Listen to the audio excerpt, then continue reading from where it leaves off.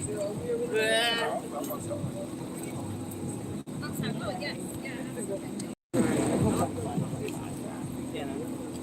for coming. Yeah, of course. Yeah. Thank you for your I like always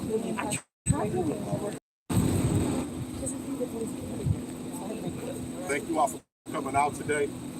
I am Ray Green, my organization that unites directly impacted people and communities to build transformative base of power to achieve social, racial, and economic justice in Ohio. We are an organization that builds Black progressive community political power through healing informed care, voter education, voter engagement, and leadership development by organizing within communities around key issues and candidates. One of our issues that we work on is housing, and we are here today to bring awareness to the importance of housing. To help people understand that housing is a part of the human infrastructure, and we cannot survive without housing. Housing plays a part in our educational system, particularly here in Ohio. The address you live at play a part of your life expectancy, your ability to get and maintain a job, your overall physical and mental health. Safe, healthy, permanent, affordable housing is vital to the upbringing and development of our children and will help eliminate the violence in our communities. Ultimately, public safety is housing, not policing. Housing security is a major part of structural inequities that lead to violence, and these inequities continue to lead to housing policies that perpetuate inequality in the U.S. Akron's profit-centered housing system has continued to lead residents to shelter in place in unhealthy, unsanitary, uninhabitable housing. In one section of Akron, we are building $250,000 homes to attract new people to the city. In other parts of the city, like what you see around here, people are literally living in a third world country. Rodents, pests, mold, collapsed ceilings, flooded floors are some of the issues we have uncovered in these low-income housing developments. Developers with no ties to the community and management companies with no compassion can no longer control the housing market. Currently, the City of Akron prioritizes strategies that harm us, specifically policing and development, rather than a system that could heal. We are here today to say enough is enough. We are tired. This housing is a right coalition that's teaming up with tenants and leaders in these low-income neighborhoods, and we have developed a union to ensure that the voices of directly are lifted up, are heard, and the solution to these issues comes directly from the residents in low-income neighborhoods. This union will focus on long-term structural solutions and eliminate the need for temporary relief. Temporary relief often leads to conditions that create scenarios which our families are forced to rent from landlords of last resort. Landlords who are unreachable and neglectful, who discriminate and violate the rights of, and a lot in those cases, landlords with leases with no homes. For the most part, people who own our homes face no repercussions, while tenants have limited avenues to protect their rights. It is important that we recognize that these problems are neither natural nor accidental, but rather the product of the city's long-standing prioritization of profits and private property over people. The root cause, racial capitalism. Racial capitalism is a system built on race and class in which wealthy people who are overwhelmingly white gain wealthy profit and power from the exploitation of and oppression of the working class and poor people. This theory suggests that the race and capitalism are not separate systems, but that race is a fundamental to capitalism and vice versa. Our housing system is one of the clearest expressions of American racial capitalism. Today you will hear from coalition partners, from legal aid, from Akron Democratic Socialists of America. You will hear from our block organizer, and you will hear from our tenant organizing leaders, our tenant union organizing leaders. We thank you all for coming out today and being a part of this. After you hear from them, you will hear the demands that we have for this management company and from our city. And now I will bring in John from Legal Aid. Thank you, Ray. It's great to be here. My name is John Pettit. I'm managing attorney at Community Legal Aid. In specific, I manage our neighborhood law project. And this is a fundamental project. As part of that, teamed up with the Freedom Block. We knew there were issues out here at the Ericsson and at Wilbeth Arlington because we get so many calls about the conditions, the violence, the lack of responsiveness from management. And so it was a great opportunity for us to work with Mr. Green in the Freedom Block so that we could help these folks organize, right? But I want to give all the credit to the tenants. You know, the tenants have really stepped up. We've done this before where we've gone out to see if there's interest. And sometimes there's not interest. We can't do the work, but it was clear to us that the tenants were here to do the work. The tenants were here to make empowerment of themselves to try to see a change. You know, it's so much more effective for us. We can represent a group of people and have a lot better outcomes than we can with individuals. And so what we have done, we've sent a letter to the property managers. Some of you, we have that letter here, and it succinctly outlines what we're looking for. But in essence, you know, these tenants, as Mr. Green said, they're stuck in an environment where they have a voucher, but they can't leave because they're not prioritized on other housing. Yet, because of the lack of affordable housing, they can't find another place to go. And they don't have a responsive management to address these issues. And so these are basic human rights of housing.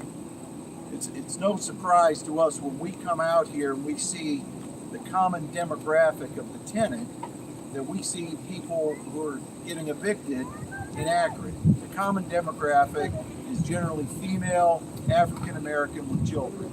Not to say there are not others, but that's a high demographic, highly disproportionate. And so the points that Ray outlined about the racial aspect of this are not lost upon us. Community Legal Aid's glad to be part of this effort.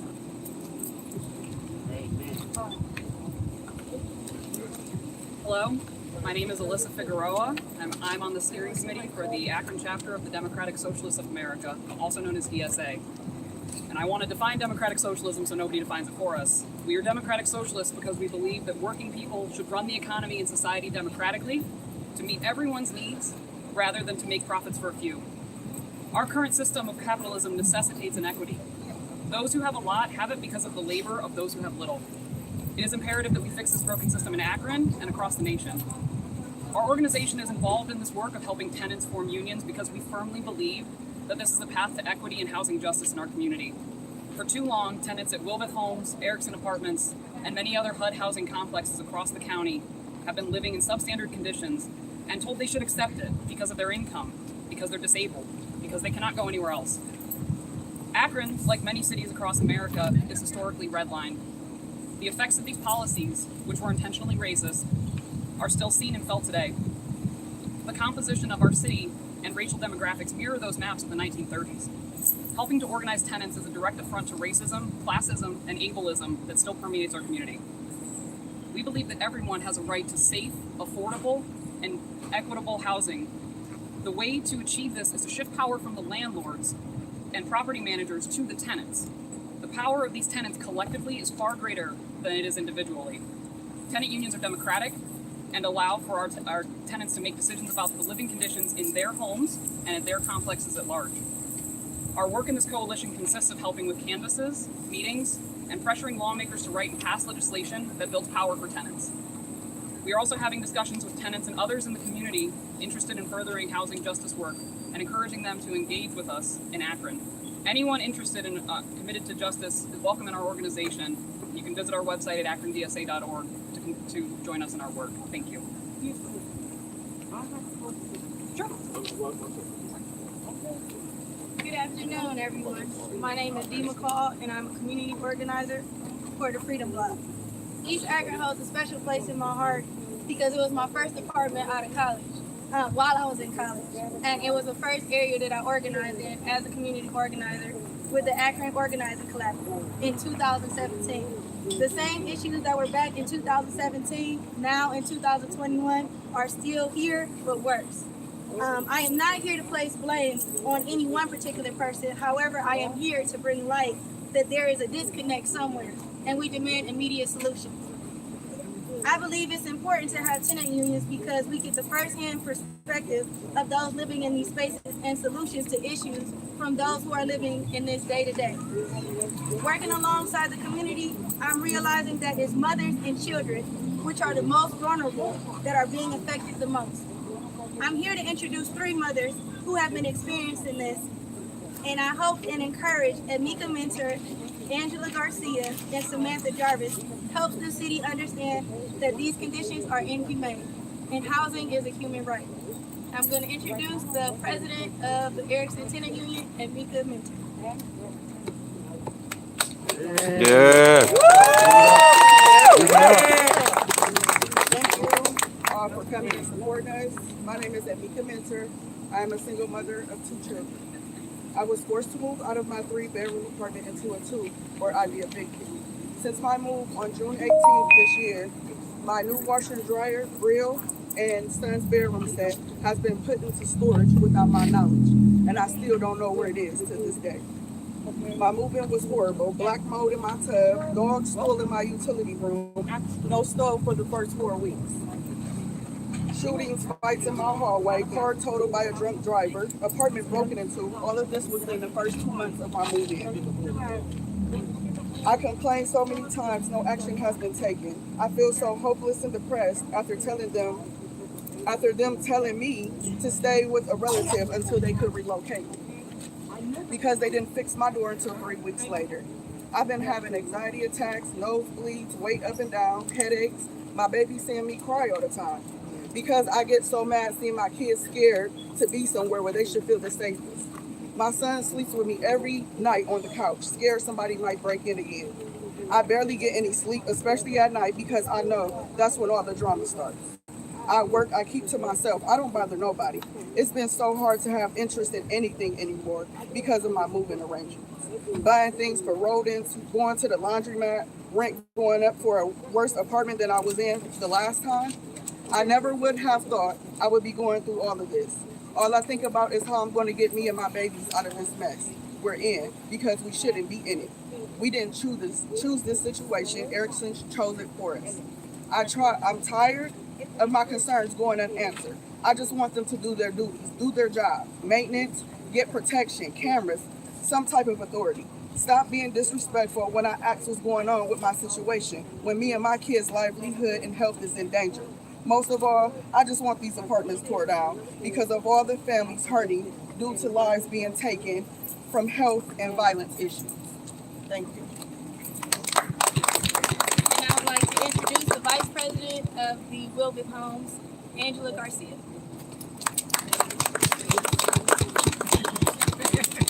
My name is Angela. I'm a single mother of 6 children. I have twin boys that are special needs, one of which is a physical disability. I live in the Wilbeth Arlington homes. I have lived in the property since March of 2015, which is approximately 6.5 years.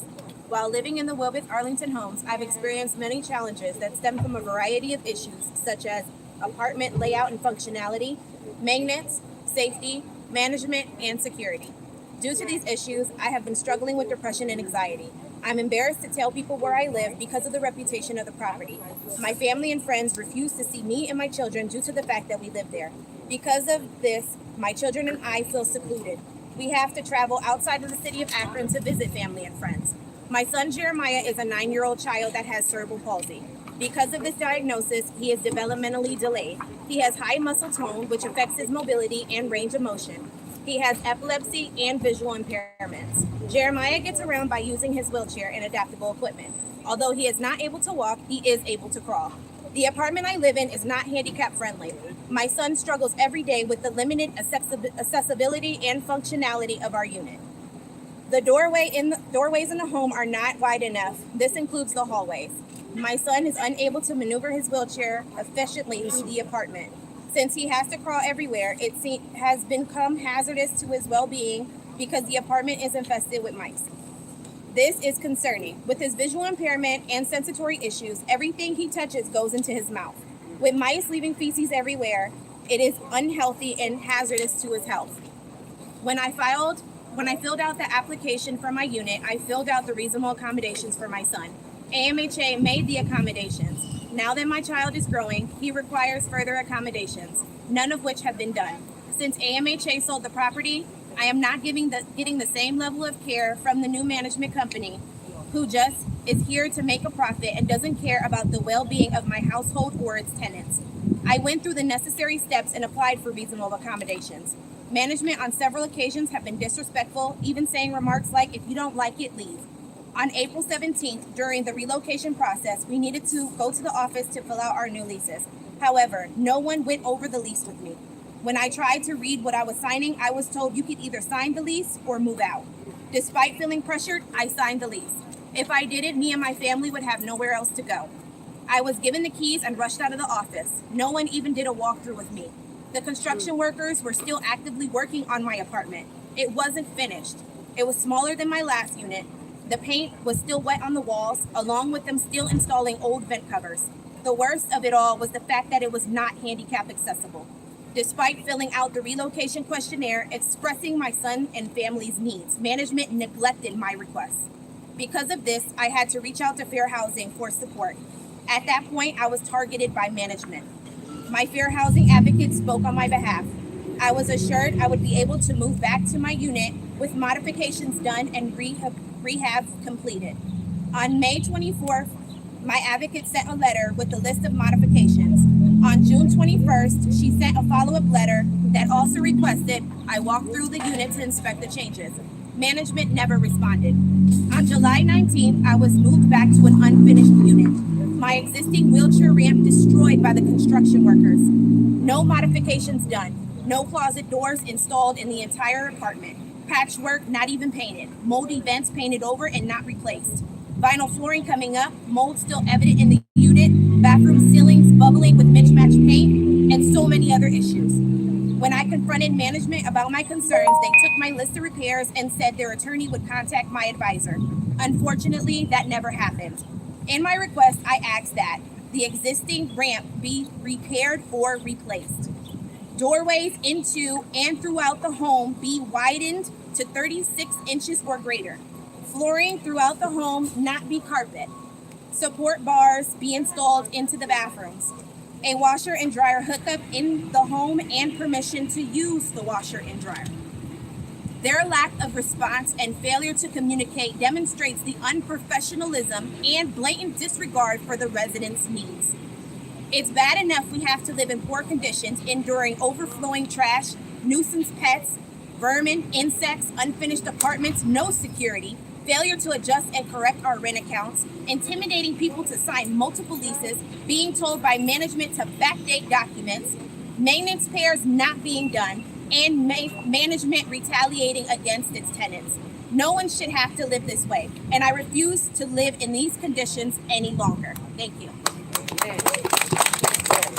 And now we have a member of the Ericsson's tenant, Samantha Jarvis.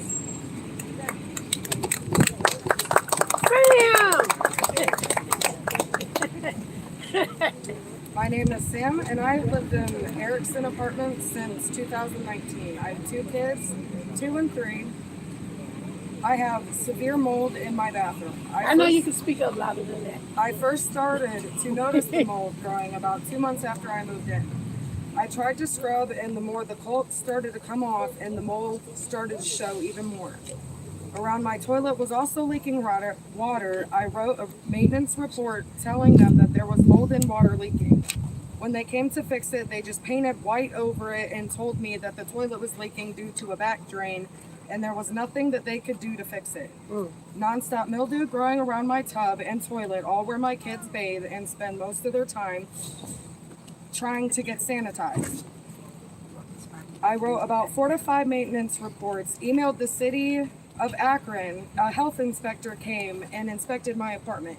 She said that they had a certain amount of time to get the work done, but after that COVID hit and I never seen her again and the issues were never fixed. I eventually ended up getting squirrels chewing into my cabinets. They got out 2 times out of each hole. I was crying to the office, not knowing what to do. They pretty much was confused too, not knowing whether to call the exterminator or wildlife control. I called them every day telling them that the squirrels were getting out of my cabinet and they were eating my food and being where my kids play at. And we eventually got them to stay out with metal plates, and they never came to fix the damage from the squirrels. They never came to fix the mildew around my tub, so it is still growing. And when the new owners came and looked at my apartment to inspect it, they pretty much just looked at my apartment and ignored the holes and the mold. Thank you. Thank you, ladies, for sharing. I'm gonna bring it back to Brother Ray Grant. Thanks everybody for sharing. This is the Housing is a Right Coalition. You have your tenant union leaders here to get more involved with the tenant union that have your concerns expressed in our demands. Please see your respective representative. As we can see, the current subsidized living conditions are piss poor at best. It's unacceptable. People shouldn't have to go to sleep worrying about their safety, worried about their mental, physical health. It adds an added burden to already marginalized people that are already dealing with mental health and physical health issues. Major reform is needed. And to see this change in the system, we must fight. We must be the ones on the front line. The current system does not support the needs of the people. And in order for that current system to change, we are no longer waiting on our government officials to change them. We are here today demanding that action be taken. We're demanding an immediate end to all harassment and intimidation of residents and tenants who complain about their current subsidized housing issues. We are demanding that everyone that pays rent receives a receipt when they pay their rent.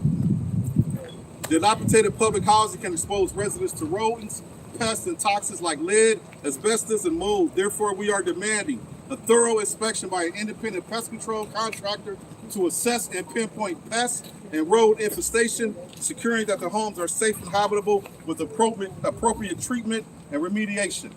We are demanding a thorough inspection of all housing units for black mold, mildew, and other environmental hazards that may cause health issues to the residents. Studies show that poor housing conditions can harm their mental health, which impact the quality of life and ability for people to provide for their families. Low housing quality, lack of neighborhood social cohesion, and overcrowding are factors of poor mental health. Therefore, we are demanding a thorough inspection for structural integrity and repair of walls, windows, doors, heat, water access functioning with appropriate inspections from the city, county, and the Department of HUD. We are demanding that within the next 30 days, a full inspection of both of these properties, that the City of Akron, by the City of Akron, the Housing Division, the Sumner County Public Health Department, an independent pest control company, the Department of HUD, an independent construction building company, to determine whether or not these buildings are habitable or need to be demolished. We demand that within the next 30 days, all previously mentioned parties and the relocation team sit with the tenant union and the Housing is Right Coalition to address these concerns and to design an equitable resolution to these matters addressed to them. All of these people will receive a letter by the end of the week demanding a meeting within the next 30 days with the union. Give all of your complaints to the union. They will be coming around over the next couple of days with forms for you to fill out. Fill out those forms with your demographics, with your complaints. We're going to take all those forms with the forms that we got already, and we're going to demand change. The way this change happens is for you to continue to be fervent, continue to be vigilant, continue to take pictures, continue to communicate with your union members. We are going to change these solutions. We are not going to wait for the government to do it. The people in this parking lot here and your neighbors, we are going to make a change.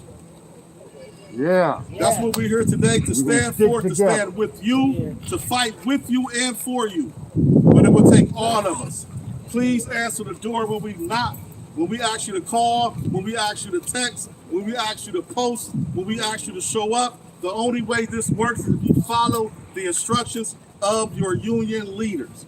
Thank you all for coming out. Yes. This is not the end. Yes. This is the beginning. Yes. But we need all of you Yes. to continue to be fed up. Yes. And just know that we have your back. Thank you all for coming out. Amen. Amen. Amen.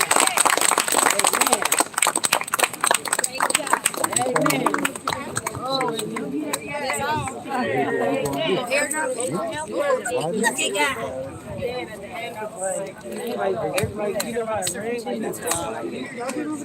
I know, that's my first time over this.